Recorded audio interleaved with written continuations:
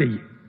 15 अप्रैल के बाद में भी मैं माननीय प्रधानमंत्री जी से अनुरोध करता हूं कि लॉकडाउन को 15 तारीख के बाद भी एक्सटेंड करना चाहिए। इसमें कोई झिझकने की जरूरत नहीं है, इसलिए कोई शंका भी नहीं रखना चाहिए।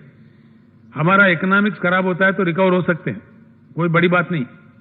6 साल महीने लगेंगे, हम सैक्रिफाइस भी करेंगे, कुछ एक अच्छे काम कर सकते हैं, रास्ते ढूंढ सकते हैं, लेकिन हमारे लोग मरे तो हम उनका जान वापस नहीं ला सकते। मानव का जीवन बहुत कॉस्टली होता है, उसको खरीदा नहीं जा सकता, दोबारा लाया नहीं जा सकता, वापस पाया नहीं जा सकता। इसीलिए उन मृत्यु के वजह से हमको अगर हम नेग्लेक्ट करें, छोड़ दें तो किसको छोड़ दें, किसको रोक दें? अब एज लिमिट रखो या कुछ और रखो तो कंट्रोल नहीं कर पाएंगे, फिर एकदम पूरे सारे मार्केट खुल जाएंगे, सारे चीज खुल जाएंगे, वो अपना हम लोगों से कंट्रोल नहीं कर पाएगा। इसलिए बेहतर है आप समाज के सामने रखिए, बातचीत कीजिए, जैसा मैं रख रहा हूं। मेरा जो राय है मैं बता रहा हूं, देश के सामने रख रहा हूं।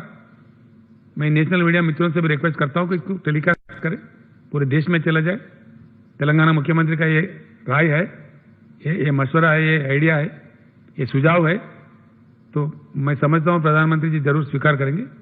वो भी कह रहे थे जब भी सोचेंगे भैया इस पे जो कि अब करना क्या क्या क्या चाहिए, वो भी चिंतित है, प्रधानमंत्री जी भी चिंतित है, और वो कह रहे थे कि सभी से कंसल्ट करते हैं, फिर एक या 2 बार वीडियो कॉन्फ्रेंस भी लेते हैं, तो उसमें से निर्णय निकल आएगा।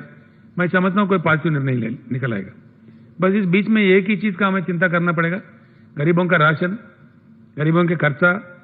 जहां कहीं भी जिस किसी का भी रोजगार का नुकसान हो रहा है तो उन लोगों को पूरा प्रबंध करना चाहिए उनका खाने का। हमारे राज्य में तो हम कर रहे हैं, अच्छा से कर रहे हैं। लोगों को अभी कम से कम 5.5-6 लाख लोग तक हम खिला रहे हैं, जो बाहर गांव से, बाहर देश से, हमारे पास भी गरीब है। We are taking care of everything, all old age homes, orphanages, juvenile centres, temple beggars or any other holy place beggars, we are taking care of all of them. Maximum, yeah, transgender kuda